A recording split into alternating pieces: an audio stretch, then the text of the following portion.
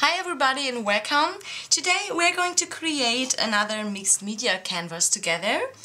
I will show you how in this video tutorial. First I will get started. Actually this project consists of two parts. And we will be doing the mixed media background first, so a first layer, a base layer. Then I'm going to draw a girl, a face on some mixed media paper.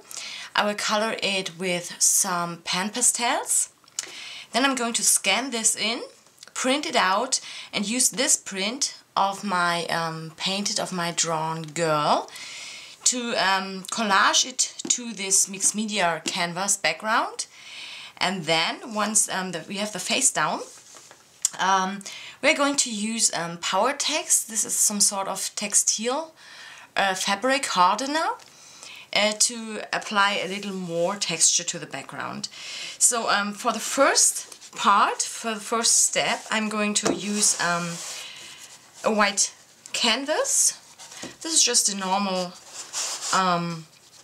gallery canvas which has those wider sides, which I really like. This is 12 by 12, and I will use some old note or music sheets. This is actually a bunch I grabbed at the flea market, just the way like that, and it was filled with lots of vintage music sheets. Really awesome. I just had to have it. Even some handwritten notes. So yeah, really beautiful old music sheets to incorporate into my mixed media projects. And I'm just going to use some of those vintage music papers, music sheets, for my background, as well as some distress paints just for the first base layer. I'll be using some distress paints. What else do we need for the first step? Some white acrylic paint and some golden gel medium for collaging down my papers. I have a little bottle with some water. This is actually a glimmer mist bottle, but the glimmer mist was empty, so now I'm using it just filled with some water to spritz my background with water. Yeah, and that's actually it for the first part. I will put you in a little bit in a fast forward mode now while I create this mixed media background. Right now I will keep it very simple and very plain, especially plain, because I will need a plain surface to later collage my face on. And if I would already create lots of texture in the background, yeah, that wouldn't make sense, because later when I collage my image down, you would have all those texture elements, you know, in the face. Which is actually not what I want. So yeah, so the first layer is going to be very simple, and we'll create more texture later once we have the face down. So okay, let's get started with part 1.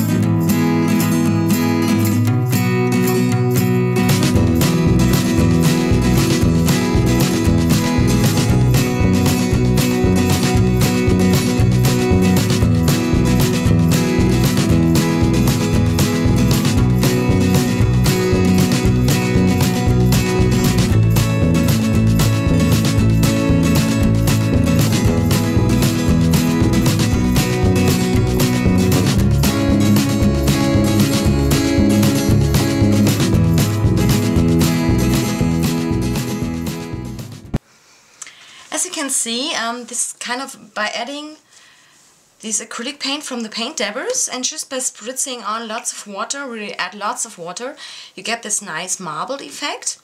And I'm just gonna let it you know, create its own design, and then I'm just gonna let it dry like that, because if I would move it around more and more, they would all kind of mix up and just be one color, which I don't want. I really want this kind of marbled effect in here.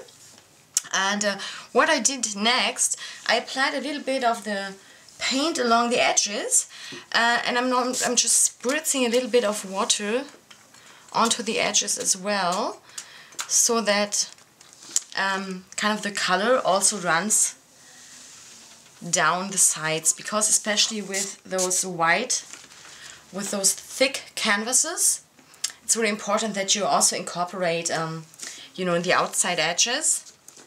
And I will just show you what I mean and the effect later once it is dry, because I don't want to move this around right now too much.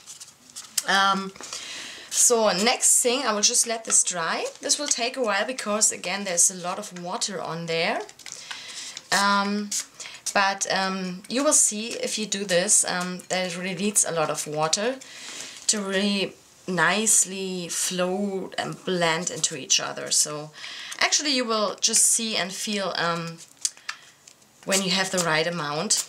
And you can of course keep adding to push the colors around some more until you're satisfied with the result. And you can also like add a little more or different colors later, but I would suggest to first let the first layer dry, because if you kind of dab other colors into this design, then you know you kind of would mess up, not mess up, but it would just kind of mix up too much and you wouldn't have all those individual colors left, but it would again like be all one color, which we don't want. And the good thing about the distress paints is that once they really dry, and if I heat set them with my heat gun and then you go on top of it with water again, you don't very easily kind of resolve them. So you can very good kind of add different colors and layer different layers of colors on top of each other. Okay, so this will take a while to dry, because as you can see there's a lot of water on here. Can even move that around a little more if I would like to. But again, don't overdo it, because the more you move it around, the more all the colors mix up or mix together. And I kind of like the effect right now. So I will just leave it to dry, and I will just get out my heat gun to kind of speed up the process a little bit. And then we can jump back in.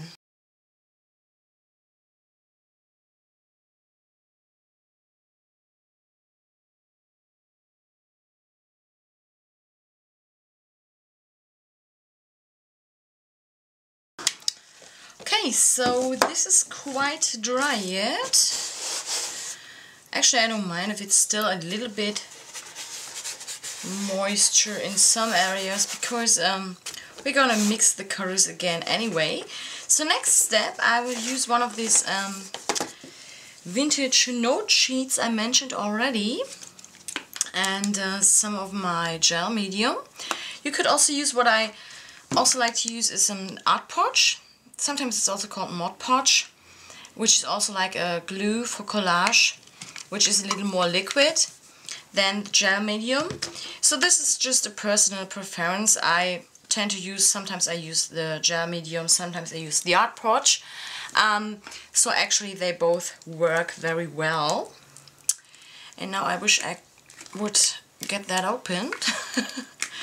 It's always the same, this lid always kind of sticks to the container.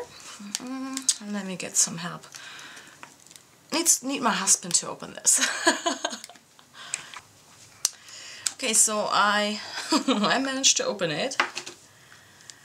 I have to mention, without the help of my husband. Sometimes just I'm just picking some things underneath the lid to kind of crack the glue, which is around here. So yeah, And I'm going to use a foam brush. Sometimes I also use my fingers to press it down. You will see that in a minute. And what I will do, I will just cover some areas of the background with my vintage music paper. Again, I know that I will do a face, which will be kind of around here, I think, of that size. So I know that I won't put any collage elements into this area, because again, I want this surface to be really flat for my face to be collaged on. And if I would like glue something down like here, you would have this crease, which would be right in the center of her face. That's what I don't want. So it's always good to do a little bit of pre-planning on where you want your subject to go if you want your center part to be collaged down. Of course, you could like paint it directly onto the canvas, then it would be a whole different story. But since I would like to use with pan pastels for coloring the face, as I mentioned before, and even if I use some fixative spray on top of the pan pastels, it's still not good to really collage this down with some wet medium. So that's why I'm going to use a scan of the girl I'm going to create. But okay, let's get back to the background. I will just tear this apart. Kind of always breaks my heart, but well, I tell myself, you know, if this ends up on the flea market, actually I think there could be no better second life for all those old books and notes and everything than to become part of artwork. You know, it's much better than if they would have been thrown away, or if they would kind of collect even more dust in some attic. So yeah, so I think oh, I always tell myself that this is a good thing that's happening to those old note sheets. And what I think it's interesting also, I can just keep on talking while I'm doing this. I always kind of think who used these before in the past, because you know they're many centuries old, and I always try to think yeah, who used it, and who used, you know, what kind of person used it, and what kind of instrument he or she was playing. It's the same with those old books you find on the flea markets. You know, I always kind of think, yeah, who read those books, and how did they like them, and yeah, sometimes you even find those written words in the cover of the books, which kind of tell you if the book was a gift for somebody, for a birthday or whatever. So that's always kind of interesting. But, well, yeah, that's just a side note. And that's why I love flea markets, because, you know, everything you find there kind of tells a story, which is quite interesting, for me at least. Alright, so I just been tearing some small pieces, and what I will do now is I will just, last melody, let's focus on,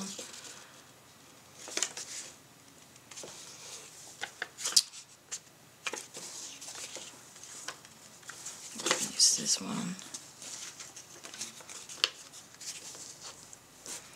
What I will do is I will just use some of my gel medium and put it onto the back. And I don't mind if I cover the canvas with it, so I'm always working on my canvas. So I'm putting this on in a good layer, turning it, flipping it over. I'm just placing it and gluing it down, adding some on top of it, and then I usually use my fingers to kind of nicely add it to the background, kind of push out all the bubbles underneath. So, and I'm just gonna do it like that. And let's do that with some other pieces. And I'm just placing them completely random, so in no particular order or placement. I just don't worry about where it goes. I'm just placing it down where it feels right to me, so no rhyme or reason.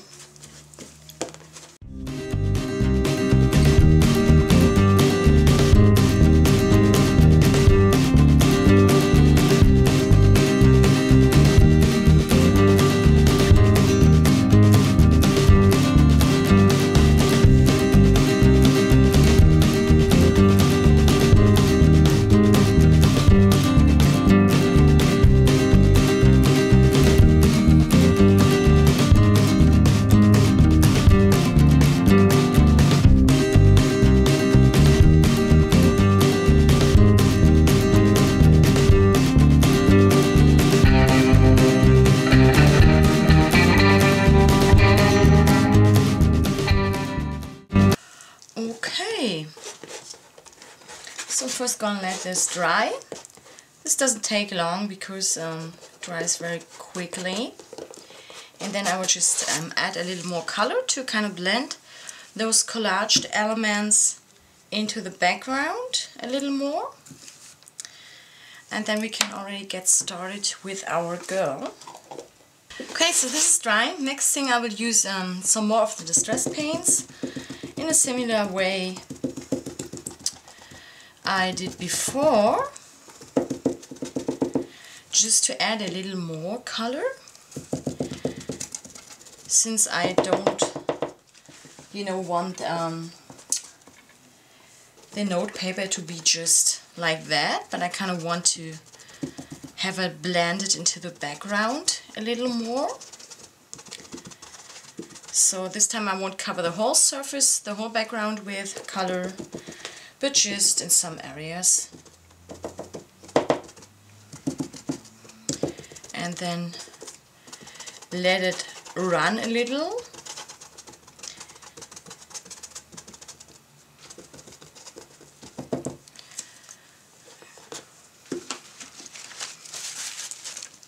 Okay, let's add some water. Just grab this larger water bottle, which is possible as well. This is like from for watering flowers. I'm just gonna spray some of it onto the background to let it run and blend nicely. Actually, same way we did before. Don't forget the sides again. Like that. Again, just kind of use the water to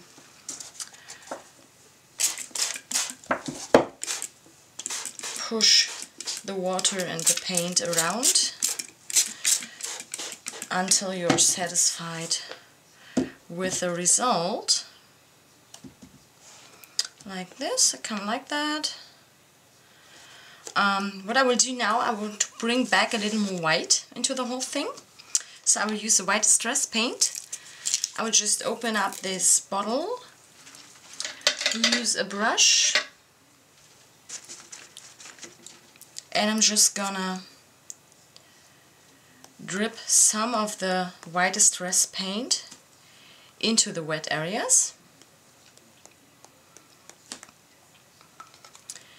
And since it's still very wet, that will just blend in and also start to flow around and mix with the other colors on here.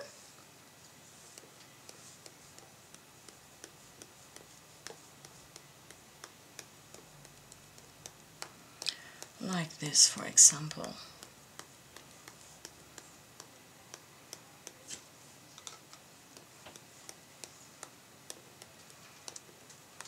Again, don't forget the sides.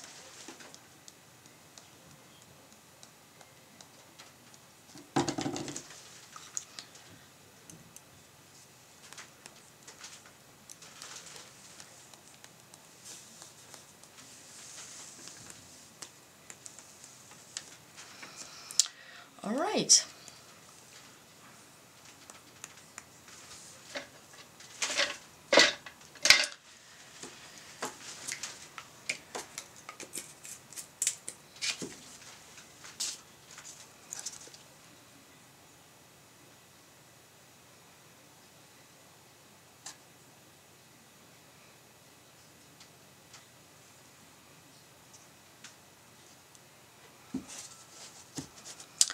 And now let's grab our heat gun again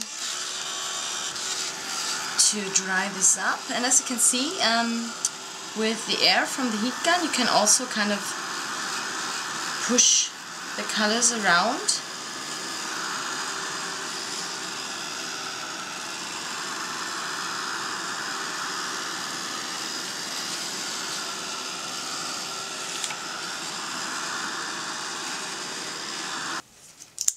And if I want some more of one specific color in one area, as long as this background is still dry, I can just use a brush again with the specific color I want to add a little more of in a certain area, and also just drop it on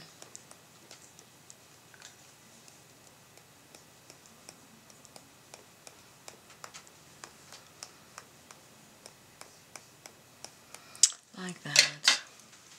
You could leave it as it is to kind of have more of those prominent blobs of color, and if you use the heat gun, you know, you can kind of blend them together a little more, as you can see, or you could add a little more water if you like to blend them a little more. So it all kind of depends on the look you're going for. Kind of like that. And now let's just dry this.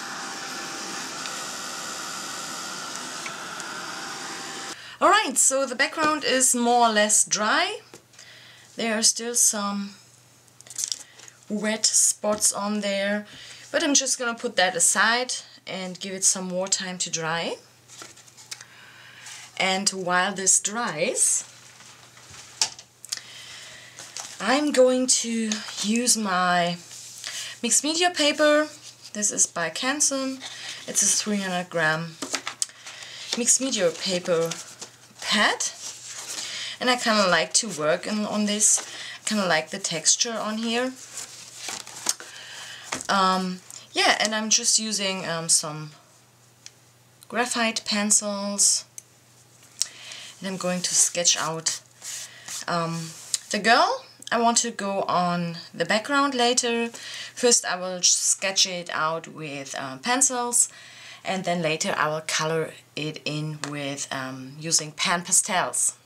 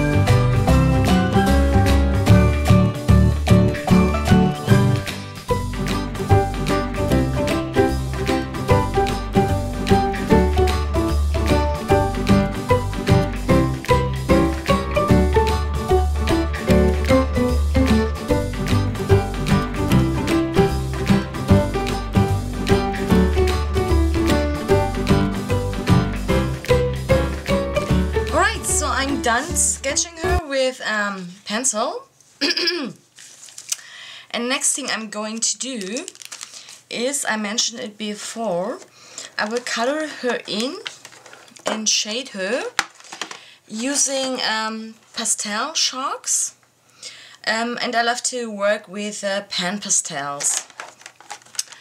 Those come in those little pans, hence the name. You can just buy them individual. I just like to put them in this palette thing with the lid on, because it's just easier for storage. And as you can see, I don't have very many colors of them. There are many more out there. But actually those are the colors I always go to. You know, I played with them for a while in a shop from a friend, to kind of find out which are my favorite go-to colors. And actually those are the colors I need and I use. Of course you can do many different you know, shadings and different values of one color. You can buy them, but actually those are all I need for the shading, because just applying them with different pressure you can already achieve lighter hues and darker hues. So and they are very high pigmented. That's what I love about the pan pastels, because in the past, you know, I used pastel chalks for coloring stamped images years ago, when I was still stamping and doing cards and stuff. And yeah, I kind of didn't like them because they were not very high pigmented and the colors were really dull and yeah, I don't know, not vibrant. But those pan pastels, they are so vibrant, they are so highly pigmented, and those pans really go a long way. And I would definitely suggest, if you like to work with pastels, to invest in the pan pastels.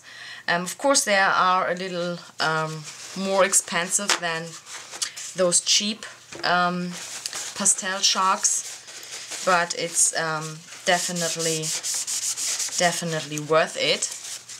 So if you like working with pastels, I would suggest them. Yeah, what else? So I will work with those colors, just using a couple of them. And what I use to apply them, I very often just use a dry brush.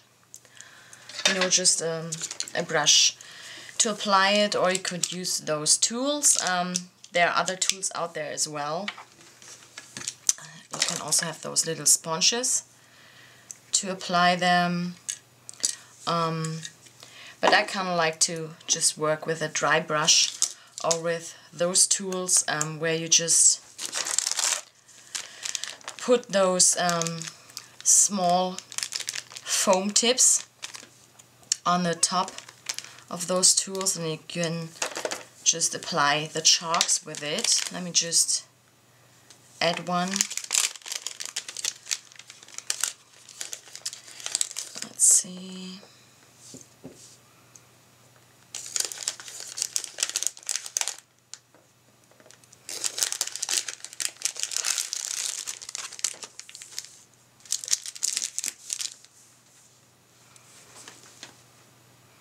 So you can just put them on top of those tool handles, and then you have this foam tips where you can take the color and then apply it to the paper. And it just comes with 4 different tips. I actually mostly use this one and this one. This one for the small details, and the other one for the larger areas.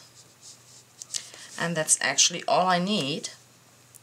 So yeah, I will put you in fast forward mode again and shade my girl, and then we'll be back with the next step.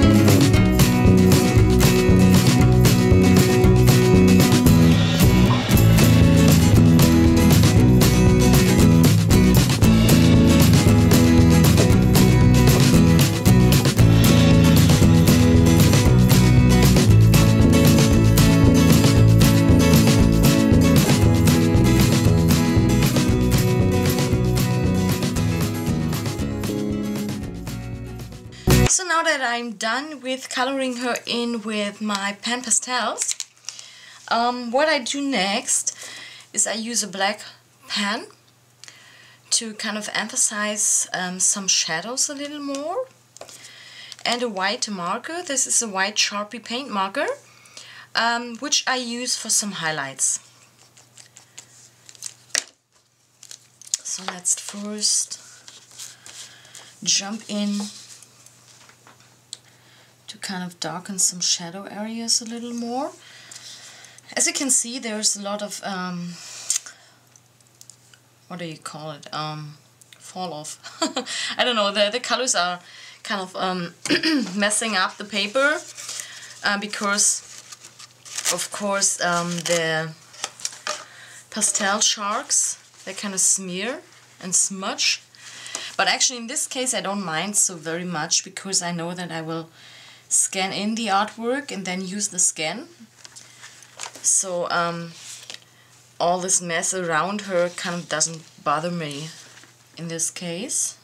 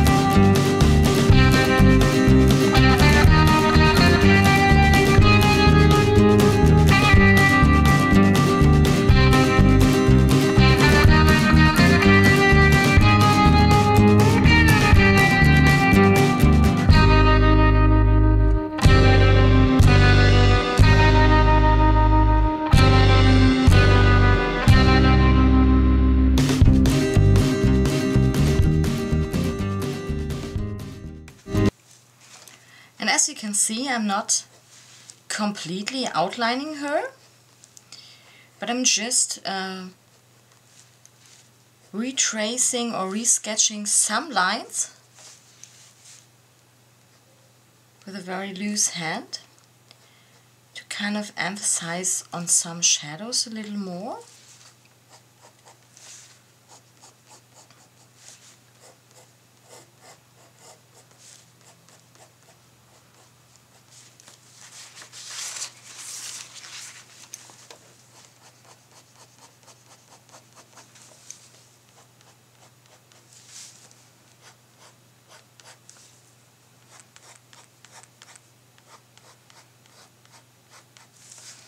And to give it a little more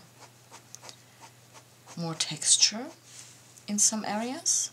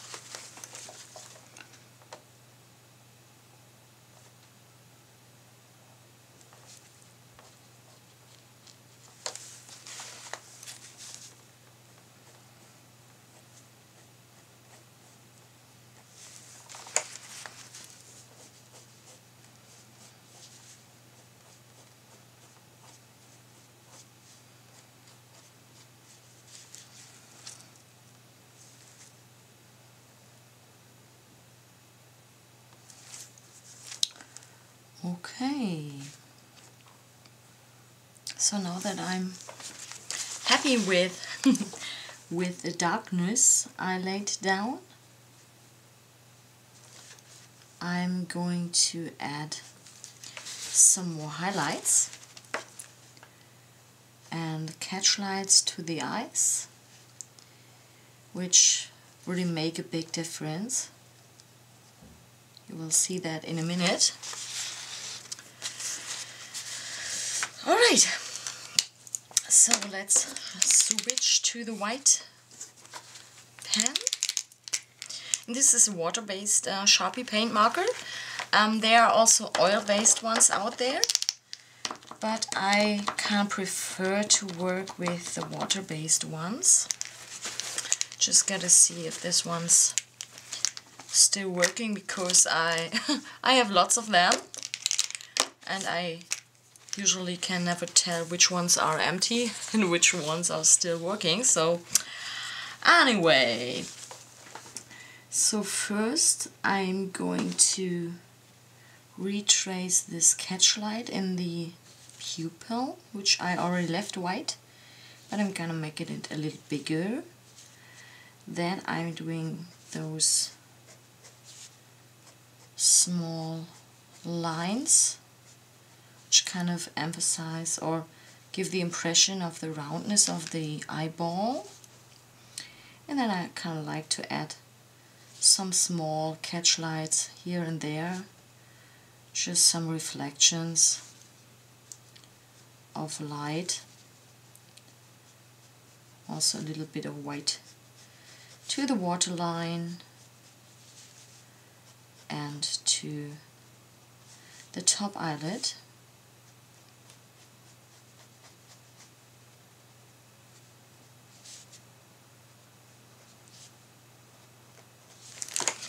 Like that, and as you can see, very little goes a long way when it comes to the eyes. They immediately look a lot more alive. Then I'm just adding a little bit of highlight to her cute little nose tip, and also around the lips to bring this out a little more, like that, to the bottom lip, which is kind of sticking out, to the chin,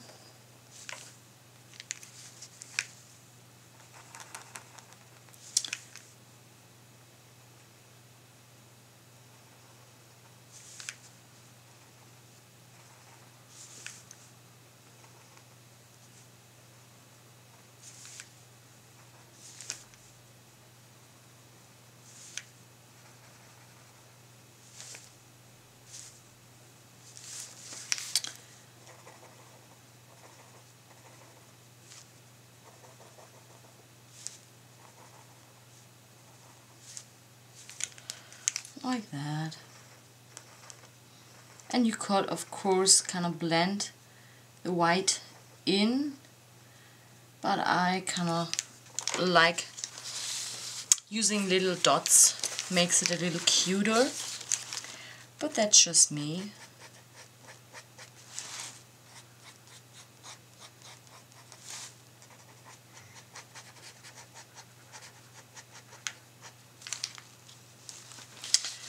Okay, let's add a little more highlight to her shirt. This kind of just gives the impression of the fabric kind of falling in little wrinkles.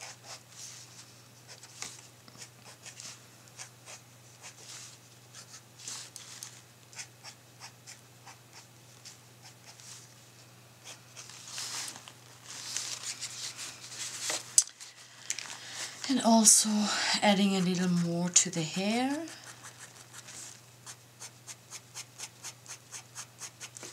I already left this white, as you can see, so there's not much to do with the hair for me.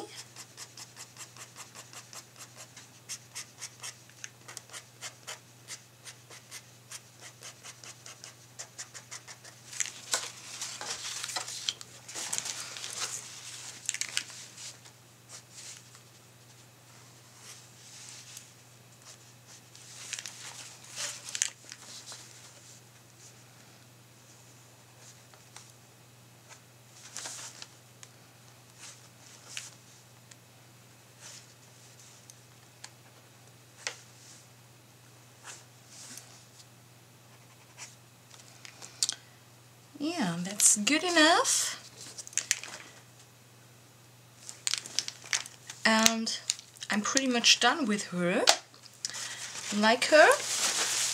And what I will do now, a part of the process you of course won't be able to see. I will take her to my scanner, put her on the scan, on the flat bed scanner, scan her in, then kind of resize her a little in Photoshop to make her fit onto my canvas.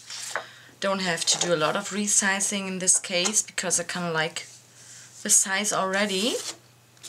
Yeah, then I'm going to print her out and then we can get started to put her on our background. So I'll be right back.